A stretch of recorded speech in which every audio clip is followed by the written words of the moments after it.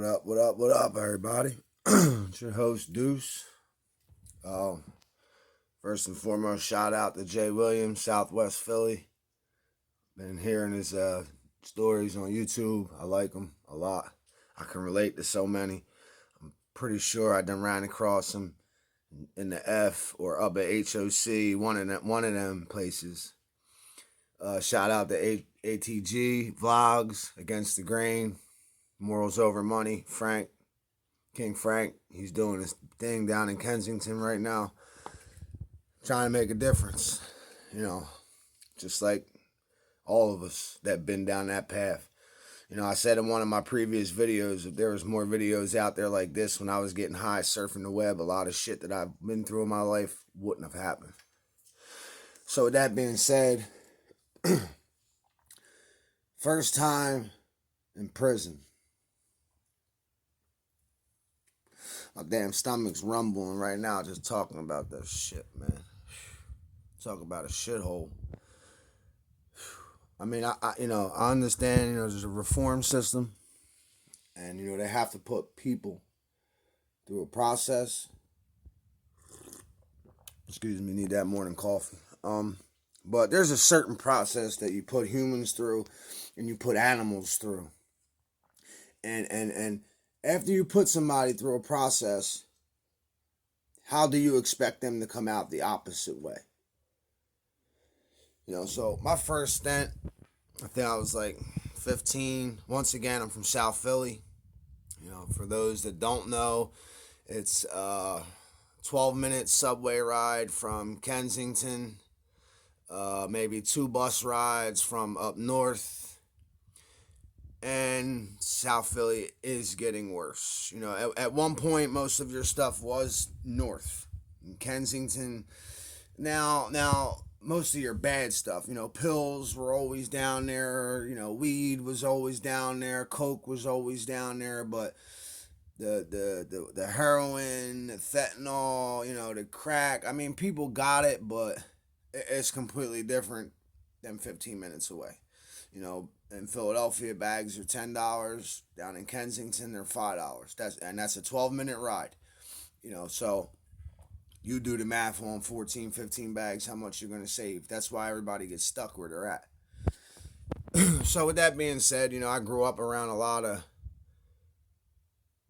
gangsters, you can say. My family's affiliated. I ain't going to say any names. I ain't trying to get anybody jammed up. Uncles, cousins, dad, mom, on down, So I wanted to live that lifestyle, like, hopping out the caddy with the gold chain on with the Rolex, busting somebody up with the baseball bat for talking shit or not paying their dues. It was a lot different back then, of course, than now. We stand for different different morals. Drugs weren't so big back then, in the 80s when Bruno was running Philly. Shit was a lot different. So growing up, I seen it change from, I was born in 87. By the time my eyes were open and I could see, I'd say but 92, 93 the latest, but I was already hooked onto that life. And a family member of mine, they was doing their thing. Making money, making big money too, man. Like, y'all know, for real. And, he hit me off with a pack at like 16, 15, because he knew, I was living with my father and he knew how my father was. My father was, the type, you did it on your own, like how he came up, so he set me up, got me clothes and sneakers and shit. But as far as like money and making money and getting out there and doing what I'm doing, like, that's you, son. You could write off my name, whatever you got to do, but you got to get out there and do it. Especially if I wasn't in school. Because, I didn't go to school. I dropped out of high school in 9th grade. I was addicted to the streets, man. Being on the corners every day, slinging, making money, drinking my 40, smoking my little bud, popping a Xanax here and there, getting that's when the tables turned for me, basically. Once I got that feeling, that numb feeling, man, there was nothing like it. So back to my story, you know, my peoples hit me off with a pack at like 15, 16. Uh, you know, I start moving some greenery, you know, and at this time, yo, glass jars was popping. So I was moving out the glass jars. Okay. They had just opened up a little deli corner store in my hood. You know, we hung out around there. You know, the guys that owned the store let us hang out over there as long as we swept up at the end of every night and cleaned up. They didn't mind. They gave us jobs, so we weren't just sitting out there all day. You know, they started teaching us to make hoagies and sandwiches and stuff like that. You know, be productive members of societies. So that was their shot anyway. So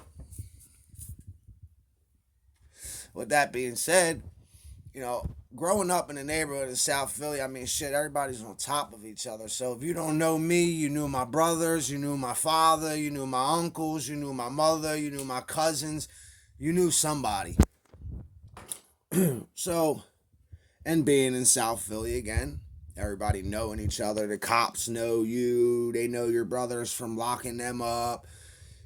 You know, they knew my family. So I kind of got a pass a lot with a lot of shit I did. You know what I'm saying? Like crazy, but that's how it works. So anyway, I get this pack. My boy's working in the store that night. You know, we switched out shifts. Like I work Monday, Wednesdays, and Fridays. He worked Tuesday, Thursday, and Saturday, and then they let my other boy work on a Sunday. You know, we making some bread as young bucks. It was cool. I salute them guys for doing that for real, for real. But yeah. So this particular night, man, this coffee's so good. I was listening to Jay Williams' story the other night, man. Just real quick about the the jailhouse stories and shit. And I was thinking, damn, man, that black jet fuel coffee, thicker than car oil. Come put it in my cup in the morning time. I remember the first time. I'm like, man, no cream and sugar. They looked at me like I was fucking nuts. Like, yo, you ain't in no convenience store, bro. You better get your commissary up if you want some sweet coffee. Man, I done blew all my plugs out there too before. Not this time for sure, but so anyway, I get handed this pack.